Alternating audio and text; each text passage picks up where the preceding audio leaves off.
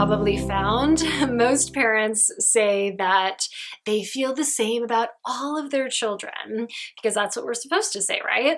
But that's actually usually not true. So a study that was published in the Journal of Family Psychology found that about 74% of mothers and 70% of fathers reported preferential treatment for one of their children, showing that there's actually a lot of parents that do secretly like one child more than the other. It is much more common than people realize and openly discuss because it's taboo, right? To say, yeah, I like one kid more than the other. We're not supposed to feel that way or think that way, so nobody talks about it, which can result in parents feeling a lot of shame around that. But that's why I want to dig deeper into this, because there are really normal, understandable reasons why parents often have a preference for one child or the other, and know that this can change throughout life. So when you think about it, it's not surprising that, as personalities, shifting life circumstances and like a slew of other factors, they impact how we feel about different people in our lives, meaning that there will be seasons when we enjoy spending time with certain people and not as much as others.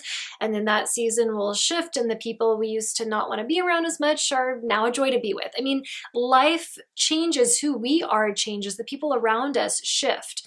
So it's normal to sometimes not enjoy spending as much time with a certain person. And our children are not immune to this. They are humans just like the rest of us.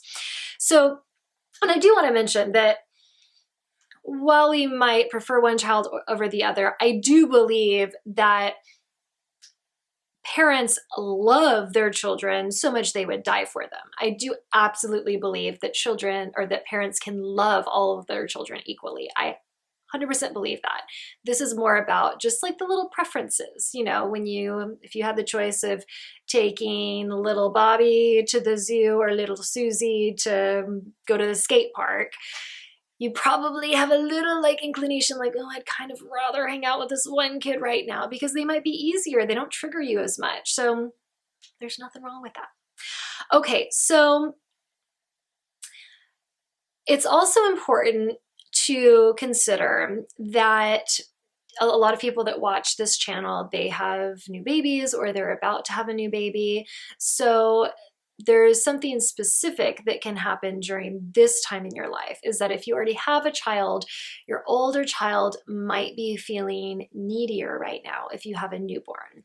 And the way a lot of children seek our attention is by doing things that they know will grab our attention. And usually the things that they choose are not like cleaning their room. It's throwing a fit or breaking that vase or doing something where they're like, I know this will get their attention. So of course, a lot of these actions are upsetting and triggering, but it's just important to know a lot of times where it's coming from. It's a cry for attention from that child, but obviously that can lead to you liking that child a little bit less. Again, they create circumstances that force you to look at them. So as your family settles in to this new structure, as the new baby comes into the fold, things will probably resolve and your family system will find a new sense of harmony, a new normal, as everybody says now. But in the meantime, you can call on your partner if you have a partner. If you don't, friends, family members, another adult to support you with the child who might be acting out during this transition, to make sure they also get the support that they need. Okay. And I mentioned this before, but it's also important to remember that your preference is probably going to change throughout the years. Each year you might have a different child that you like more. This is going to shift. Same with the kids. At one point, they might like you the best, or then that preference might shift to your partner. I mean, again, we're all in different seasons with who we like more than somebody else. Okay, so what to do? Number one, keep reminding yourself that it's absolutely normal what you're feeling. It's normal to have a preference for one child over the other. But with that said, it's important to not engage in differential treatment, aka treating one child better than the other, because of course that can lead to a lot of issues for everybody, because that doesn't feel good to to parents either, and certainly not to the children if they really feel that like the favorite child gets treated better. Okay, so the first thing that you can do to work through the situation and to make sure it's not manifesting in an unhealthy way in your family is to examine what bugs you about the child that you're just not like jiving as much with right now. So, because, you know, it can feel really icky to be like, God, I just don't like this child as much right now, but I just can't pinpoint it. That not knowing can feel really upsetting. So what I recommend you doing is the next time that child triggers you to kind of like press pause in your mind.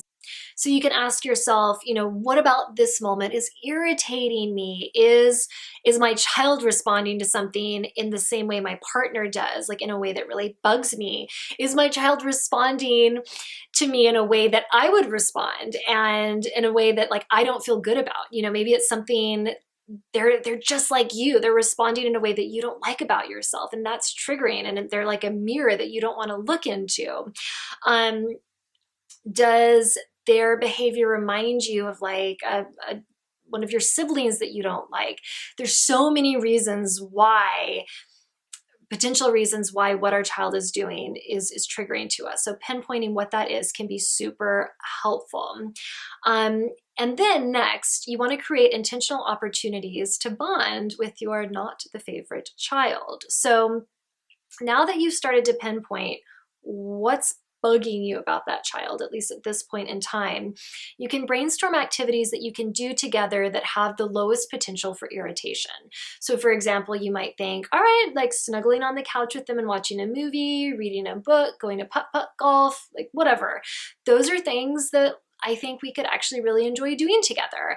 And then if like getting dressed in the morning, getting breakfast, brushing teeth, if those kinds of things are usually the moments where you and that child clash, maybe you can ask your partner or an adult that's supporting you, at least for the time being, to step in with some of that stuff. I know that's not always possible, but as much as you can, put yourself in situations with that child that have the least potential for you or the child being triggered.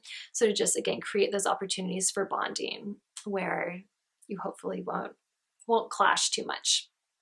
All right, next, mentioned this a little bit, but talk to your partner. You know, if you have a partner in this parenting thing, they can help you see your interaction with your children more clearly, and they can help you find a resolution. So for example, if you're like, oh, I kind of feel like I don't like this child as much, but is it obvious? Am I treating them differently? Because it can be hard for us to be objective. So your partner might be able to say, no, you know, it seems it's that doesn't show. They don't seem affected by that. Or they might say, yeah, it's like really obvious that you don't like them as much right now and you're being extra harsh on them. So they can be a good mirror for you to really see how you're treating your children. And then again, they can help to pick up the slack. If you're like, that makes me feel horrible that I'm not treating this child as well as the other one right now, can you give them some extra attention to make sure they really know how loved they are? And then really the most important thing out of all of this is helping your kids feel emotionally safe. So if you sense that the child that you don't currently favor as much is picking up on that energy, it's really important to consistently remind them how much you love them. And you can also let them know in an age-appropriate way what's going on with you. For example, I worked with this woman, Amy, that had a son that has a son that she says is like just like her. She's like, my son is a mini me. And then her daughter was just like her partner. And they went through a phase where her son was exhibiting all of Amy's least favorite qualities about herself. And so almost everything that he would do was just so triggering for her. And she loved being with her daughter because her daughter is like real easygoing, like her partner, and it was just easy. But when she was with her son, again, it was like looking in that mirror. And this little boy was 11. And one day, like, he was very aware, and he straight up asked her, like, why don't you like me as much? And and again, I don't remember the exact conversation, but she was honest and she's like, look, you and I are so much alike, and there's things about myself that I'm trying to change, and you just remind me a lot of myself. And so in so many ways, me being triggered by you is not a judgment of you. It's just me needing to work on my own stuff. I'm sure she said it in a much less complicated way than I just did. But she talked to him about it and let him know, it's like, look, I love you. And this is not personal. This doesn't mean that I don't love you as much. I'm just going through my own weird stuff. And she also said that it's not fair to you that I'm taking this out on you. And so they worked out a plan to make sure that she didn't do it as much. And I think they had like a code phrase that when he noticed that she was doing that, he would say, Mom, am I reminding you of you? And it would be this wake up call for her, like, all right, I'm doing it again. I need to step back and make sure that I'm treating my son with compassion and kindness, and above all, love. I hope this video isn't all over the place. If you have questions, please let me know in the comments below. And of course, you can ask any other questions about pregnancy, childbirth, and early motherhood.